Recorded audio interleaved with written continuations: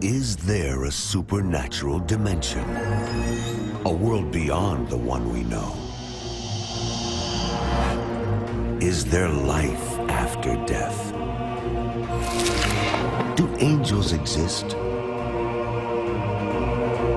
Can our dreams contain messages from heaven?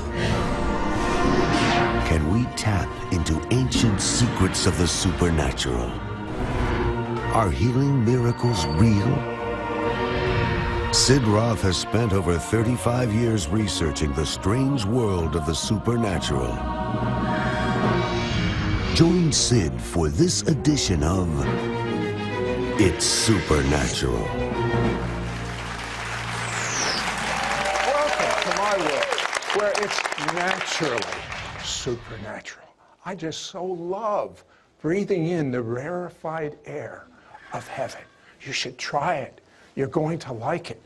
My guest is an award-winning medical doctor that was an atheist, went to heaven, and can't keep quiet about Jesus now.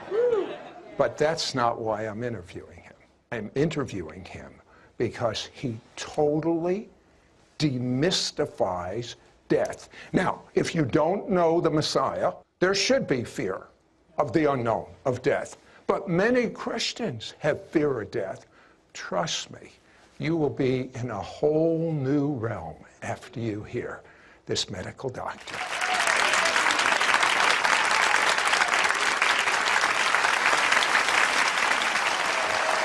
Now, Dr. Reggie Anderson is a medical doctor in church every time the doors were open. But as a teenager, your best friends you spent summers with were involved in one of the most horrible mass murders in the history of Georgia. What happened to you, Reggie? Like you said, I was raised in a church, went there every moment I got, that the doors were open. But then when I was 15, Jimmy and Jerry, my best friends growing up, were murdered, all 6 of their family members. And I ran as fast and as far as I could from the God of my childhood. I mean, I could not believe that a God that would allow something like this, so horrible, to even happen. And so I felt like at that time that he must not exist because he didn't help my friends stay out of that tragedy. You did a little more than that, Reggie. Did you take your fist and tell me? I really got angry. I ran as far as I could into the forest near my home, and I shouted angry thoughts at God. I mean, I hit my fist against the tree, and I said, God, you can't be allowing this, and you must not even be here on this planet. I mean, or you not even exist. So, his new God became science. And through science, he went to medical school, and they just reaffirmed that he should be an atheist until he saw one of the most beautiful things on earth. What was that? It was the human body. I was sitting in a gross anatomy lab, and I looked, it was a piece of art. I could not fathom that this order came out of chaos. Something so beautiful as the human body. I had no other explanation other than an artist, a creator. And so I started to think there must be something else besides. How did this defy your scientific understanding? Well, I had been trained classically as a scientist in physics to realize that unless there is an outside force, order goes to disorder. That's physical law. Yep. And of course the biologists kind of disagreed with that. They said that evolution explained everything, that we came out of disorder. So I could not really resolve that conflict in my mind as a scientist. So then I see the creation in front of me, the human body, and I realized the only way this could happen was with a creator. But it still wasn't enough because all that hurt inside of him, all that anger, all that rage, God, why did you do this? And some of you can relate to this. So God knew exactly what to do with Dr. Anderson. He saw the most beautiful woman at college and decided, I want to meet her. But there's a problem. What was the problem, Reggie?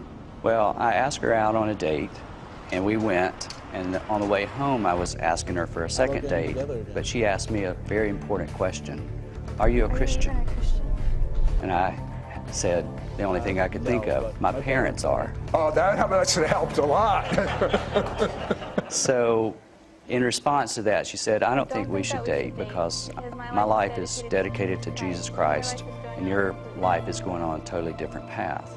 But he keeps pestering her, and he overhears her saying to one of her girlfriends, this Reggie, he's an atheist, and he's kind of a stalker.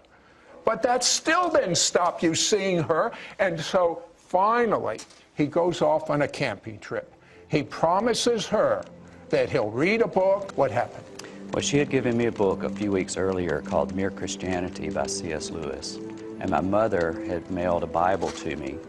And I took those two books and I sat down by the fireside and I read straight through Mere Christianity.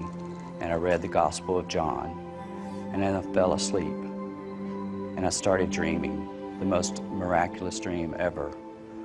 For an atheist, especially. What was it? Well, in that dream, Jesus came to me and he spoke these words. He said, Reggie, why are you running from me? Your friends are here with me in paradise. And I turned and I could clearly see Jimmy and Jerry and all their family, and they were well and healthy, and I wanted to be there with them. I did not want to leave that space with them. And then Jesus said, if you'll stop running and listen to my words, I have a plan for the rest of your life. I mean, it was such a plan. He found out what he was supposed to do the rest of his life in heaven. In this dream, when we come back, you're going to find out, and it was preposterous to him, and surely preposterous to the woman he was kind of stalking. Be right back. We'll be right back to It's Supernatural. We now return to It's Supernatural.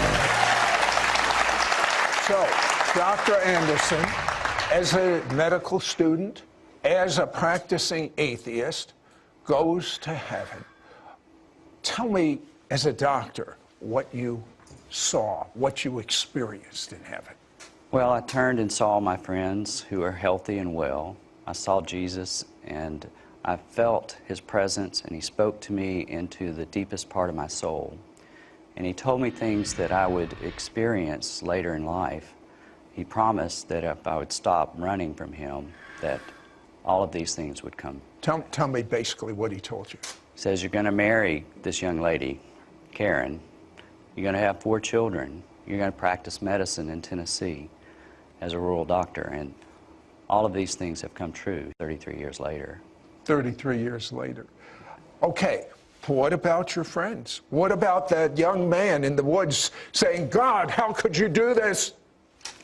Well, that experience with Jesus radically changed my entire spiritual DNA. I woke up not really understanding what was going on at that time, but I woke up a totally different man, totally converted into Christianity. And as soon as I got back to civilization, I bought a postcard and I wrote on that postcard to Karen, who would not even go out with me. I became a Christian. I had a dream. Jesus came to me. We're going to get married. Did you picture that? Yeah. Okay, so you become a doctor, but you told me also you got this distinct impression, the whys of your friend's death. Well, I felt like God knew before their death why that was going to happen, and that he had them in his arms even before they died, just like he has all of us in his plan even before we die. Are you afraid of death? Not at all. How many people have you been with just before they died, would you say? Hundreds. Hundreds. Because God gave him a gift when he came back from heaven.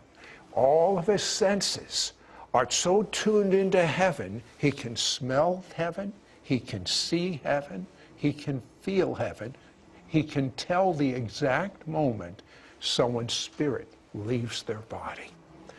But the supernatural began to overtake him in his medical practice.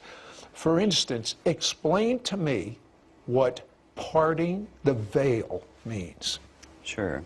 Well, the first time that it happened, had just become a Christian, and I was in medical school still. And the job of the medical student was to stand vigil at the bed of a dying patient and to retrieve the attending whenever it happened. And so I was in this room in the VA hospital in Birmingham, and it was in the middle of the night, dark, sterile hospital room. And this man, I knew he was a Christian because his family had been in earlier and been praying with him. And as soon as he took his last breath, it was as if this door had opened on a spring day, and a kind of the citrus and lilac smell entered the room, as if God had come into the room to take this man's soul.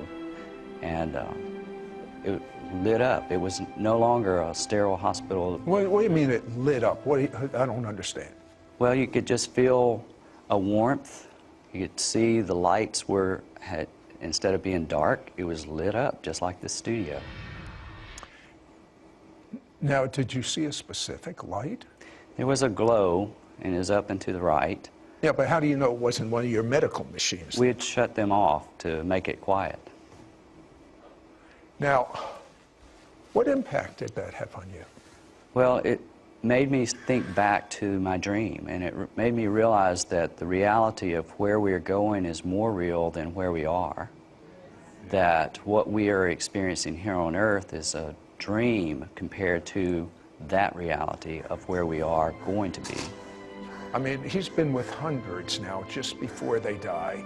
He knows the exact second they leave. By the way, when a Christian dies, you were telling me about the expression on their face. What have you noticed? They always get the gaze of glory. They look up and to the right, and they start to get this glow, and they're smiling.